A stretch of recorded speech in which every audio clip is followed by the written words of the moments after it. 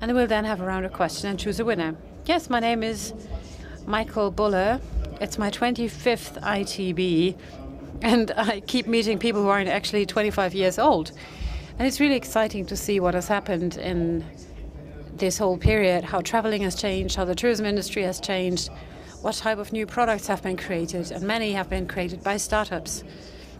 In the last 7 years, we've started giving out this award. We started working with Trust You. And our firm conviction is that we need more entrepreneurship in this industry. Since we only have this one event, we thought we should be doing more with startups. So many of them have approached us, said, look, this is our business model. What do you think? What should we be working on? Is there anyone who can help me to improve this? And now within our association, we have our own cluster for startups. 30 startups are now organized in that cluster, and new ones are joining them every month. The concept is to give them access to the network of the industry. But then, of course, there's also the boring part of it. People need to be aware of data protection guidelines, of legislation, e-privacy rules coming from Brussels. And we try to translate all of that for our members, convert it into a to-do list, and the startups benefit from that service as well. And we also benefit because ever so often we think that it's a mature market and nothing new can happen, but then we see that this is not true. And we always tell the universities, be courageous. You might not always succeed, but you still might make a difference. I mean, look at Elon Musk. E-mobility would not be a topic today if there hadn't been somebody who had started all this. We don't know whether he's going to survive, but it just tells us that you have to take some risk and be courageous. And there's so many things that you can do in the tourism industry. Digitization is very much widespread. 60% of the bookings happen on digital channels, and that is a very high number compared to other industries with around 27%. However, there are still a lot of gaps that can be filled. And we see some ideas today for how to fill these gaps. They are all part of our VIR network. And it's also important for the startups to know that they should be connecting with other startups because they can learn from each other. And that's what we're trying to enable.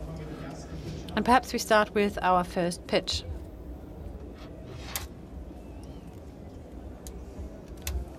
Der am Tisch ist. Da ist er. Axel, ich gebe dir das Mikrofon.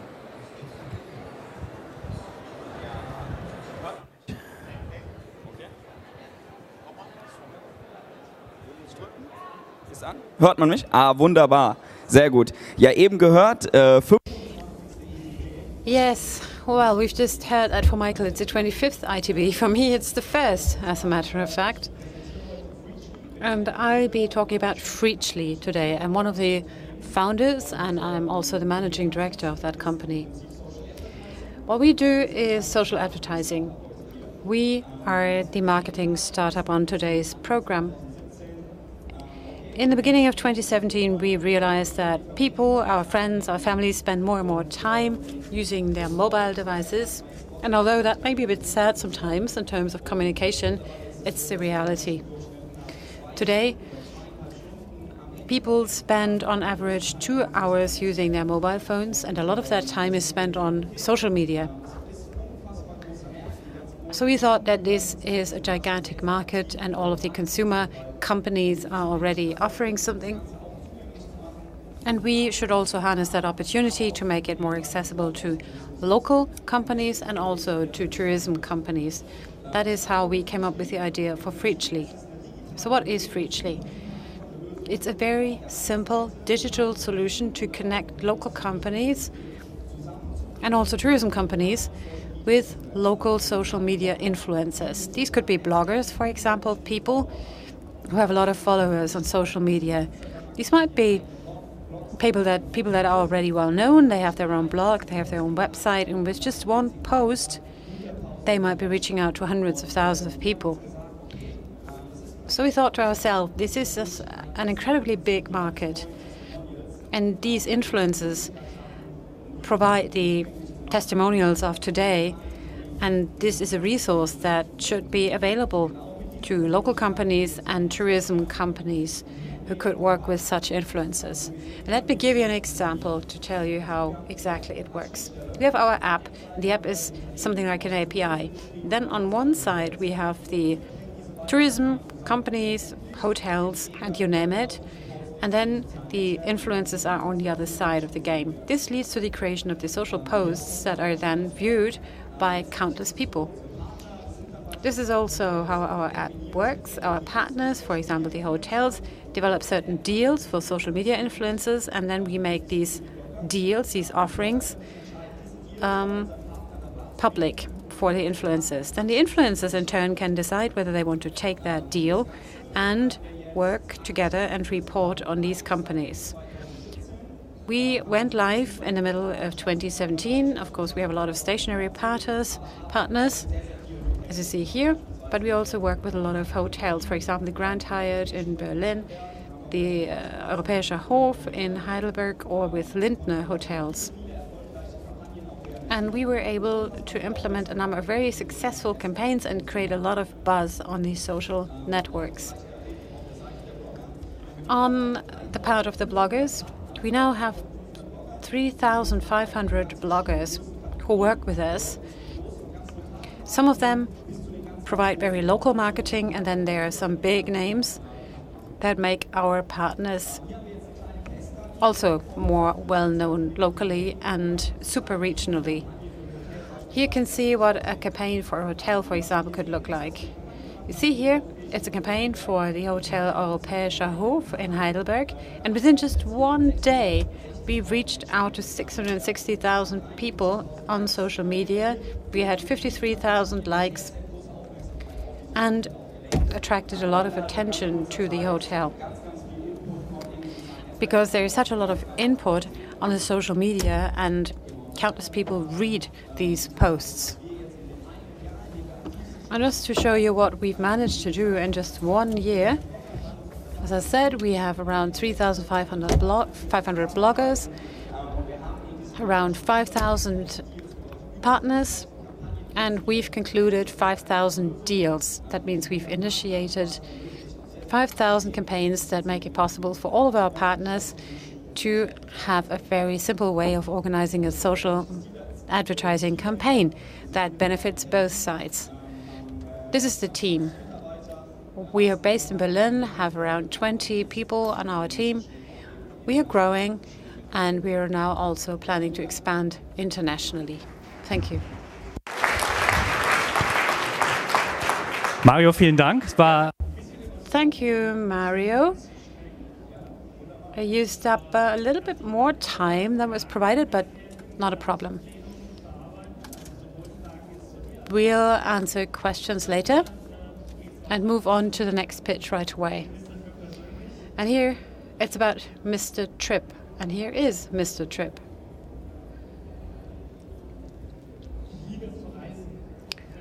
I love traveling. For me, traveling has always been a great thing, and I don't have a background in tourism, although this is my third ITB. And when I travel, it's not so much about the hotel or about the flight, it's more about the people that I meet, the experiences. This is what I always liked about traveling. And to show you what we do at Mr. Trip, I would like to show you a short video clip. Und bitte. Ich liebe es zu reisen, doch oft I love traveling, but very often it's not about the flights or the hotels that make a trip special. It's about the people you meet, it's about your experiences. And it doesn't matter whether you're in a jungle, in a tent, listening to the noise of the jungle, or perhaps you prefer to go to Norway. Mr. Trip gives you new opportunities for traveling. On our online platform, we connect travelers and certified travel providers. By getting rid of the intermediaries, you benefit from the good direct price, which means that you have more money left for the other great things of life. With Mr. Trip, your dream trip becomes a reality. Your personal expert on the ground knows the country and helps you to put together your perfect trip. So, wie funktioniert das? So how exactly does this work? Mr. Trip is an online platform that connects incoming agencies and travelers. That means we look for the best incoming agencies, we list all the trip ideas, and we put them in touch directly. That means the customers are in contact with the experts on the ground. They speak their language, they know the region, they get insider tips. Not just something off the shelf, but there might be something off the beaten track.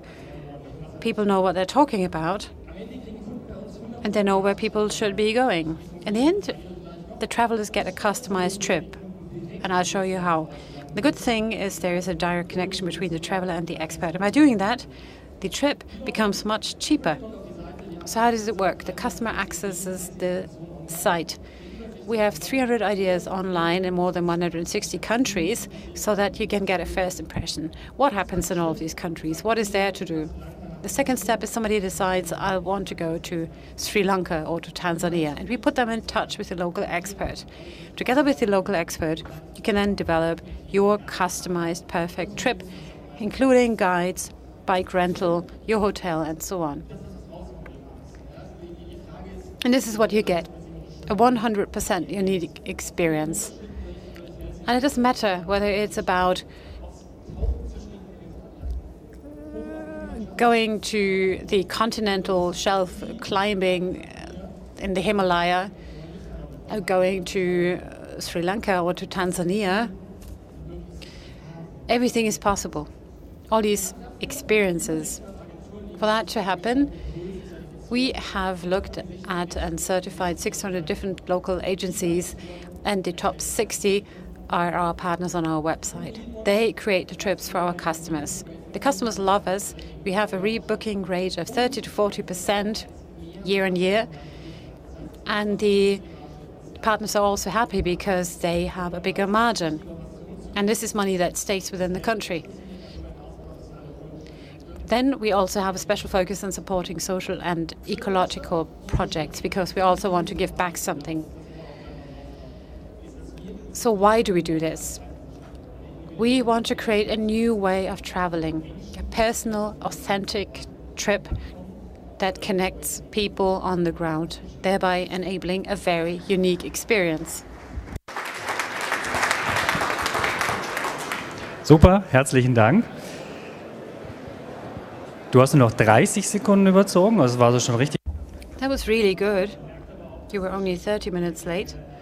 Seconds, sorry. But I could tell that you were not doing this for the first time. And here is our next pitch. Yes, I'm Simon Milz. I'm the founder of Typisch Touristik. And we've heard two pitches that were very emotional about traveling. I'll be talking about IT. It might be a bit more dry. Not quite as emotional, but at least as important. What is it that we do? We have an all-in-one software solution for special travel providers. These might, for example, also be the incoming providers, the travel providers, people offering safaris in Africa, hiking trips to Tuscany. For these small-scale providers, we've developed a management system through which they can provide their content, manage the bookings, manage their contact data. And we also offer an open API so that the operators have access to their own information. They can use it to build their own website if they don't want to run all of it on our platform. And they can do that. We offer different formats. They can have a basic website based on our content management system, which means that they can present themselves on the internet, offer direct bookings,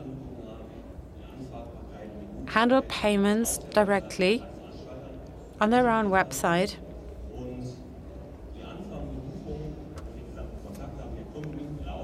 And all the requests and the bookings and so on go back to our underlying system. And this looks like a buzzword bingo slide. What we provide is the CMS, the CRS, the IBE, the DMS, the channel manager, to also be connected to larger portals. All of that is based on a stack that you see here at the back end. That might be interested for the tech people. We use Node.js and JavaScript. We have a very up-to-date technology stack. And we also offer different front ends. We have a white label basic website for smaller operators. We have an iframe integration for providers or operators who already have their own website.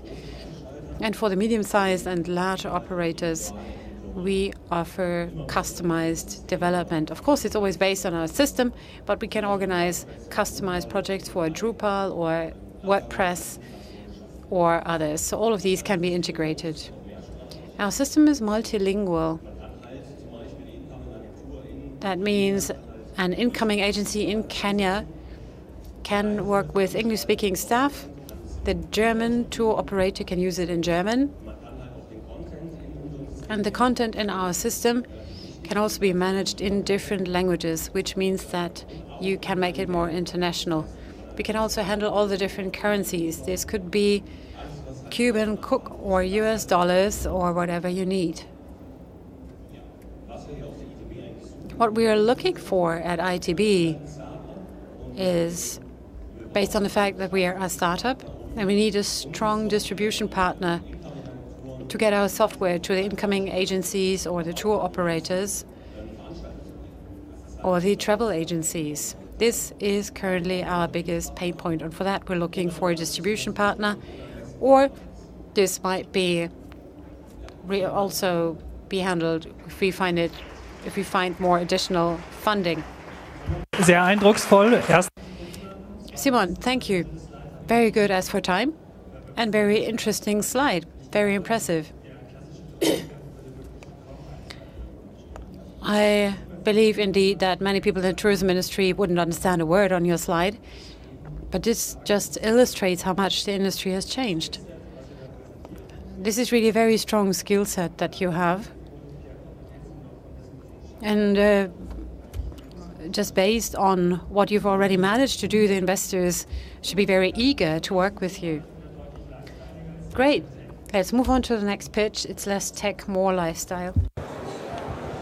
Ja, hallo. Mein Name ist Diener. Ich bin einer von 2 Gründern von. Hello, I'm one of the 2 founders of Unplanned, and over the past days and years you have experienced digitization, which is unstoppable. Many advantages connected with that, but we think also some disadvantages. Digitization has taken away adventure. You can go to any city or place in the world and you can go and experience it with the videos and images. There are millions of ratings. You know how large the hotel toilet on the 2nd floor is. You know basically everything before you even set out on the journey. And we think that's a shame, because we think that the adventure experience is an essential part of traveling. We believe that life's best moments happen unplanned. When you're here and now and not just staring at your mobile phone or doing a 2nd, 3rd or 4th thing in parallel, which is why we have customized trips into the unknown. How does it work? People fill in a questionnaire on our website, so we get to know them and we phone them just to make sure everything fits, and then we plan the journey. We don't tell anybody where it's going to go to. 3 days beforehand, you will get an email with a little packing list and weather forecast. It will be interested to know whether it will be in Helsinki with -10 degrees or in Portugal with +20 centigrade. 2 hours before the beginning of the trip, you will open the envelope and you will see the destination and a travel book. So if it's going to be a city trip, then you will get to know which are the best restaurants, our best bars, so we'll give you some tips.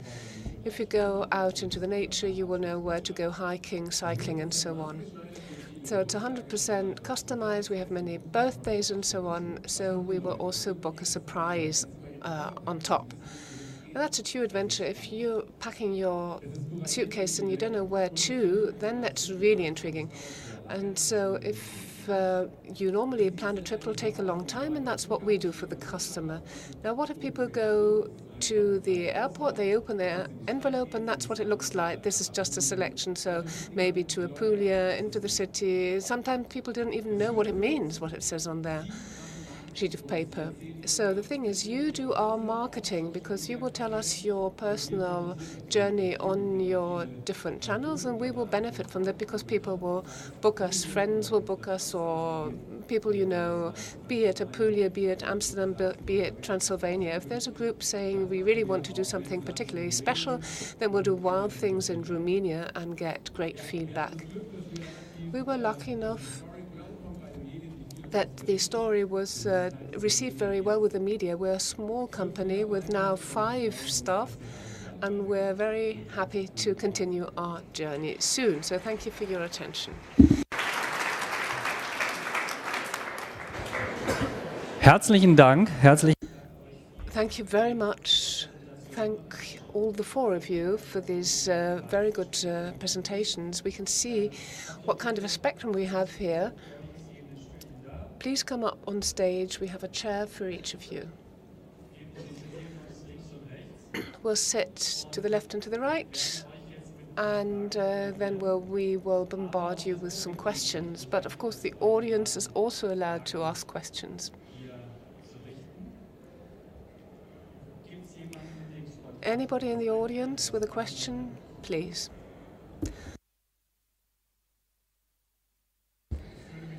Yes, hello. I would like to hear something during the discussions as to how you finance yourselves. When I hear about influencers and such, I ask, who pays for the commission? That's something I'd be interested in all cases.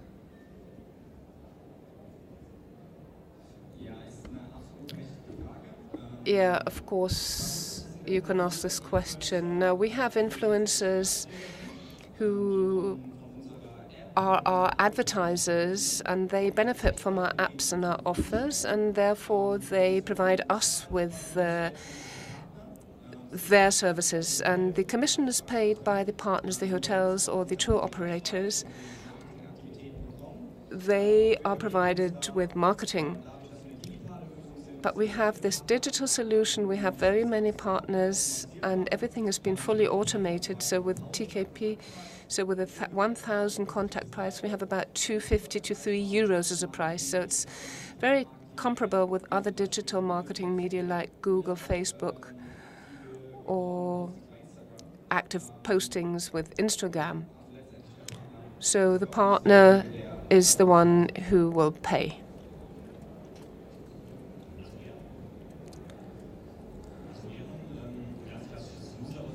We have a classical user-based licensing model. So the operators using our software, they say, for example, we need 5 or 6 users, and then there's a monthly calculation per user. And also with the website, we have a fixed price there for the hosting and the securing and so on, safeguarding. And we take commissions when necessary, 1 to 5%. Which is what we put on top of a direct payment via the website. We receive a handling fee, so the customers choose their budget. So if it begins with €450 up to €1,500, so on average €650, there we take a certain percentage as a margin. And just to finish our model, we have a commissioning model, so the platform is free with the offers, and if you then make a booking, then a commission fee will have to be paid. Any more questions from the audience? Otherwise, I'd have a question, and the question is for Typisch Touristik. What about the established companies? You have many tech players in this area, and we heard from other countries about this tech play game. So how's the contact with the established companies? Anybody taking you on board? Do you have exchange, or are you kind of new fresh blood for other established companies? Well, that's the problem we talk about with our companies. The big tech players focus only on the leisure market, so they're on package travel, travel packages.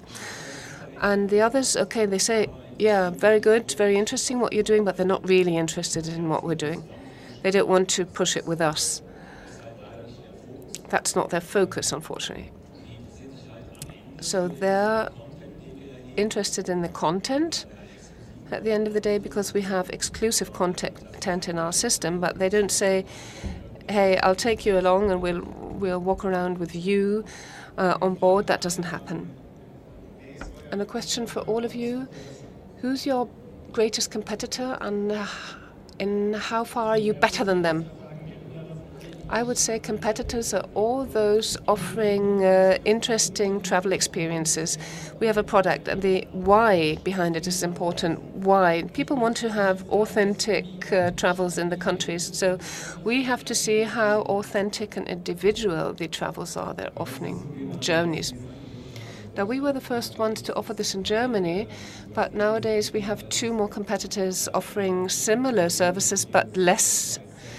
They're in the low price segment. Now, in our boutique range, there's nobody else. And with the low prices, of course, there we also have the airlines nowadays. There's lots of competition, but in our market segment, the customized segment, there's no competitor yet. We do have some competitors on the market who are quite established, but they cooperate with larger tour operators. The smaller ones, there are not so many systems around, and when they are, then very often they're not as international. So the systems are only German, only in euro, and that's the difference, because we can offer this with our system. And we also have the all-in-one solution, so we have software focusing on one area. For example, then you don't have contact management, or you don't have, I don't know what, something is usually missing. And we try to have a complete all-in-one system, which is international. Yeah, we have some indirect competitors, of course, in social advertising. Classically speaking, that would be Facebook and Google. But we're also in an area where it's about doing marketing authentically with bloggers, the influencers market. We have the digital solution, which makes it very simple for our partners to activate bloggers and make them advertise for them. But we have some influencer agencies on the market as well, who could also use bloggers for advertising. But since we are digital, we also have smaller social media bloggers, and we also have matching to see which blogger really suits the partner. We are actually moving in a niche with no direct competitor doing what we are doing. Now, we've heard all sorts of things about China, France, Spain today, and that. And with Focusrite, we saw this international approach, and we realized that the problems and the challenges are similar all over the place, and there's some similar solutions. And you just said, okay, internationalization, that's a topic, so what about it? Is that something which is important to you now? Do you think internationally? And if you do you think only of the UK and the US, or is it also China, Israel, or whatever? Ja, super interessante. Oh yeah, that's a very interesting question. As for us, of course, we started on a regional basis. We started in Frankfurt, then expanded to Cologne and Düsseldorf, where we have many partners. We now open headquarters in Berlin, where we are very active, working with 100 different partners. And of course, the question arises, and then you start wondering, should we keep on expanding in Germany, work with smaller cities, or should we go international? Our plan is to start the next financing round and then start in international large cities. We start with the English-speaking part, for example, London, then we might go to Amsterdam, Milan, Madrid, where we have strong tourism markets, where there are many potential partners, many bloggers. But then for our topic, we are also considering to venture into the US market very soon, because this whole topic of social media advertising and blogging is so much more widespread. That means internationalization matters very much, and it will definitely be one of the next steps. And asking that question to you, perhaps I can be more precise. How important is international cooperation with you? Do you exchange views with tech players from other countries? Not yet, but we should definitely consider it.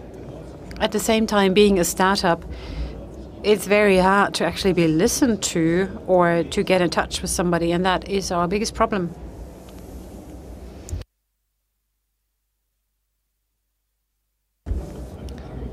Sorry, was there another question?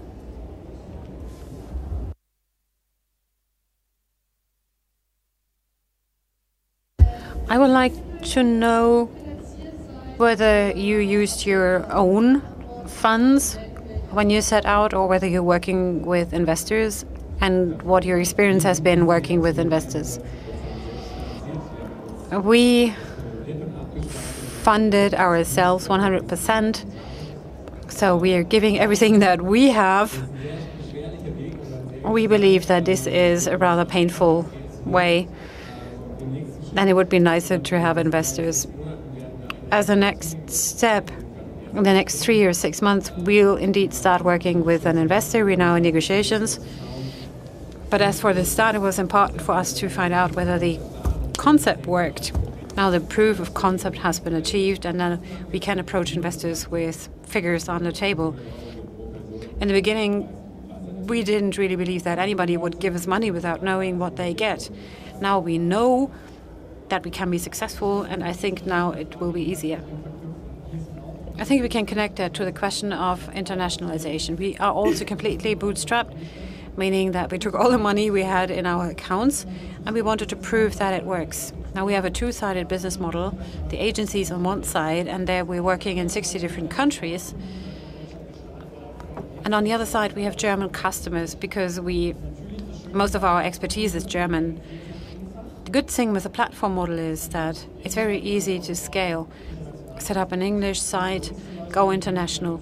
And as for us, we've certified and tested 600 agencies. And for the German side, it's important that they can get advice in German. But it means that we have a lot of very good agencies that don't provide their services in German, but they can be used for the international expansion. We are working with a business angel. He's not from the industry, doesn't work with our technology, but we managed to convince him, and then he invested in our company. We started in early 2017. As I said, we developed the app on our own funds, managed the proof of concept by going door to door in Frankfurt and advertising our system. We then saw that the system and the approach works, and with that we contacted seed investors in Berlin. And in the first seed round in 2017, we got money from them. And now it's a classical BC case. It's about scaling the model, growing to other metropolises. And the money that was given to us in June 2017 has now been spent, which means there will be a new financing round, Series A. We want to collect more money and grow further. And as I said, expand to new cities, new international markets, to benefit from economies of scale. Is there another question?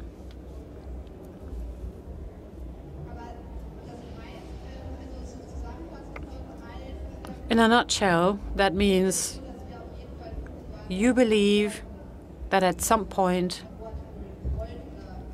you will have to work with investors to grow further? Is that what you were saying? Yeah, I think for Freachly it was mainly a way of being able to grow faster. That is why we opted for investors. I don't think it's a must. But in our case, the investor also brings in a lot of expertise. First of all, on social advertising, but also on how to set up a startup. And this is why it was just a logical and important step for us. With us, I think you saw it on the slide, we are now actively looking for follow-up funding or an investor. I think I said that loud and clear. You know, with us, we didn't really want it in the beginning, but now we need an IT system that makes our work processes more efficient, and we also need to enhance our front end. And for that, we just need more than we have on our own, which means we don't really have a choice. But still,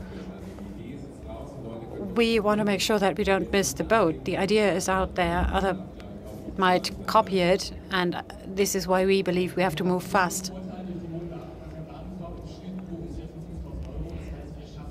Since one booking is normally worth 5,000 euros, we are growing at a rate of 500 or 600% with our organic cash.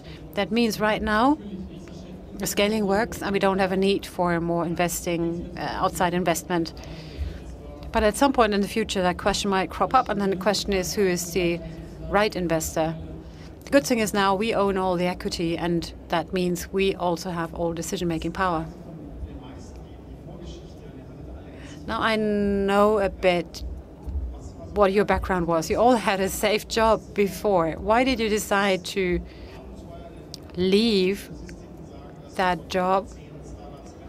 Because we know from the statistics that 1 out of 10 startups will be able to survive. Why did you decide to do that nevertheless? You know, for me it was perhaps a bit different. I had just finished my degree, my master's degree. And it's the same with my colleagues, but we gathered a lot of experience. We all studied business management, worked for investment banks, had traineeships in consulting firms. But then we saw how dynamic the startup scene was, and we wanted to create something on our own. And of course, we also wanted something big, you know, recruit people, work with partners, and build a product that we're convinced of. And then, based on that conviction that the influencer marketing market is growing very dynamically and that there is no local solution, we thought we just have to take that risk. And perhaps it was easier for us compared to somebody who had a proper job before, who had a proper income as well, because we weren't giving up a lot. We learned such a great deal in the last year, and this is all experience that will help us in the future. Of course, there's a risk, as you rightly said, but I think you have to take that risk if you believe in your idea. Of course, we're also convinced of our own idea, otherwise we wouldn't be doing that. But the thing was that we decided to do this when the investor agreed, because we wanted to make sure that we'd still have our livelihoods, because we're not in our early 20s where you can just rush into the startup scene without earning any money, but we had a certain standard we had to keep. And so this is why we needed the investor. I was in an international marketing team for 12 years, traveling around a lot, and I thought, well, can't be much more work than that. And I just wanted to dare do that. I used to be receiving emails 24 hours a day, and I thought, how lovely would it be if the emails, and I had this idea that I said I'd like to wake up in the morning and have 5 new things being ordered, travels or whatever, and not 500 emails as to what we should do better with the next marketing campaign. And so my partner, who's sitting here, when we had the idea, because she's from the tourism industry, and then we had this idea and we thought, okay, this is something we'd really love to do. And this is something, when people come back from their trips, they say, that was really great, I want to do it again. And that's something, very good feedback. And so that's something you really enjoy doing. I also worked in telecommunications company for 10 years before, and I'd done a lot with startups, so I had some experience. And then I had this idea, and I thought, why? Why do we want to do that? What does it look like? And I said, okay, the step was a big step because, of course, it could have failed. But I thought if I'm not going to do it now, and if I then look back in 30, 40, 50 years' time, will I then say, oh, I wish I'd tried it out at the time? But on the other hand, if I try it out and then I fail, okay, maybe we'll talk about failure still. Failure is actually not really a shame nowadays because we are learning so much every day. Then I'll just change my job and that'll be fine as well. Fortunately, it's actually succeeded. Another question from the audience. Question for all of you. Did anybody support you? Was it the trade chamber or, when you had your first idea for the startup? Yes, we went to the trade chamber and they had a kind of consultation process there for starting up a new enterprise. That was interesting for us, and we handed in a business plan, and that's how it began. So we got some counselling from there. And we're also fairly well known. We're both from Travel Taint and had very many connections in the tourism industry, so we got a lot of feedback. That's what we got from the outside, the help we got. I'd like to extend this question because I had a similar question in mind. Financing, where can you find support? Is it worthwhile being in an association? What about all that? I'm not allowed to advertise anything here? No, well, the one thing is that the federal state, but also these individual states, I know that in Baden-Württemberg, they have programs where they help programs or products with money. And we had coupons for entrepreneurs, for example. There are all sorts of different things. You can go to the trade chamber or to your city council or whatever. Now, advertisement for VIR, well, okay, I'll do it anyway. Look and see where you have some trade associations which could be helpful. I knew the internet world, and travel and tourism was completely new to me. So I knew I'd go to VIR and I'd use the contacts, I'd use the networking events, because the trade chamber doesn't always necessarily have the expert for your product there. Yeah, I would agree. We underestimated the importance of networking, and in the beginning we didn't do that at all. We thought we'll just do our thing. And then suddenly we realized we needed to get out, and we talked to people like Michael Buller, and that really helped. So anybody who wants to do something, go out there, speak with people. That will be very helpful. I'm against bullshit bingo. So if somebody comes along to me and says, okay, we've got 13 staff, we're super duper, we're an ingenious startup and that, no, I don't want those sort of people, but there are some people out there who can help you from their own experience. But unfortunately, there are also many startups who only do it because it's cool to do a startup, and that's the big danger in 2018, I believe. Well, that's an important point. This meetups, that's very important. Meetups for the travel industry. You have very good websites connecting founders where you can find other startup founders and get some good tips, good advice, and networking is very important. Just look back on your own experience, think as to who's helped you in the past, who can help you in the future. I think that's the most important step. Now, the commercial chamber, the trade chamber, unfortunately only sent us an invoice one day. So eine Frage hatte ich. I have a question. Did you consider exit strategies? Because this is all about how to start up, but what if you're successful? Will there be an IPO? Will you be selling? What is your idea about this? That's a very interesting question.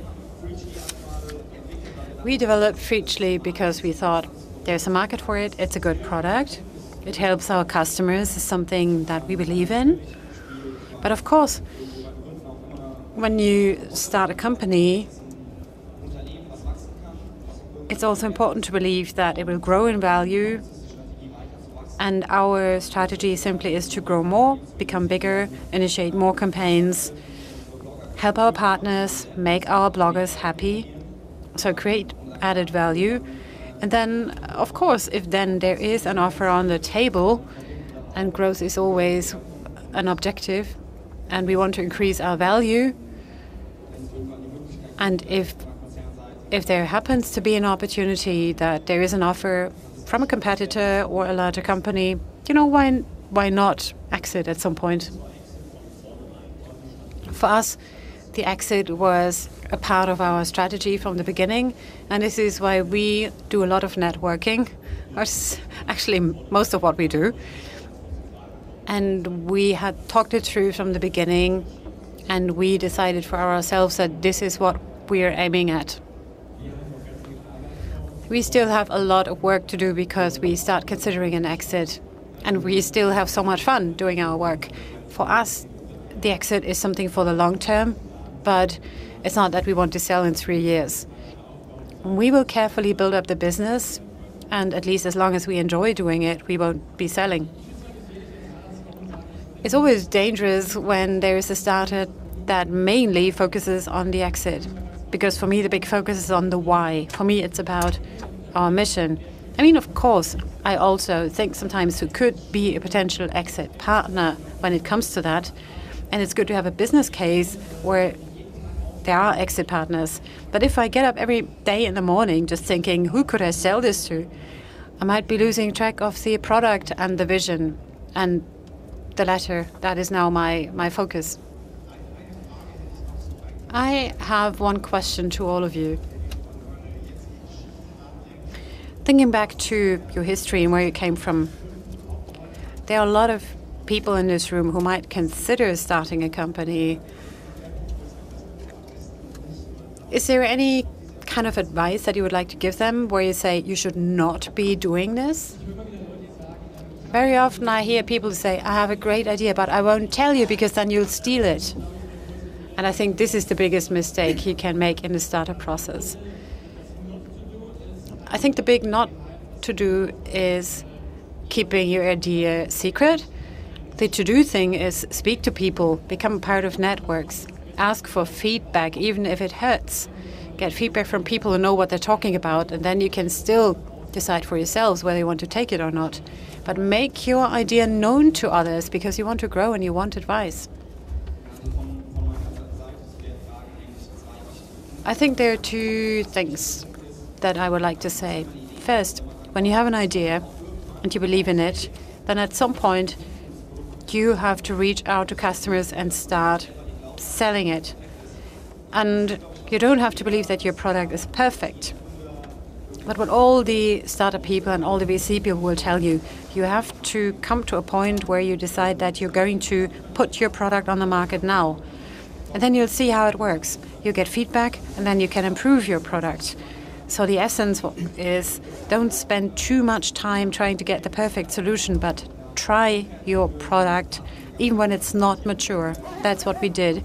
We presented an immature solution to our partners, but we found friends, we got feedback, we got a lot of important advice. And I think that's what you have to do. Get it out there, believe in it, try to market it and improve it. And even more important, don't give up. No matter what you start up, and even all the successful people will tell you that, you always get to a point where you think, okay, I can't take it any further. I don't think this is working, I'm getting all this bad feedback. And very often you need 10 people praising you to make up for one negative comment. But you have to believe in what you do, and you just have to keep going, and then you can do it. I think my advice is to think very properly about who you want to be with. Who should be your partner? Will that partner still be around in 2 years? And to think about the long run. Very often people have a great idea, but the question is, how long can I keep this going? even if there are many ups and downs. There will be ups and downs, there will be difficult times, and then the question is, who is your partner? Is this partner strong? Is it somebody that I have to support? And do we complement one another? I think team building from the very beginning is of utmost importance. Who is the person you want to have on your roller coaster ride? I completely agree. The team is essential because you spend more time with your team than with your spouse. It's a matter of fact. And this is why the team has to be right.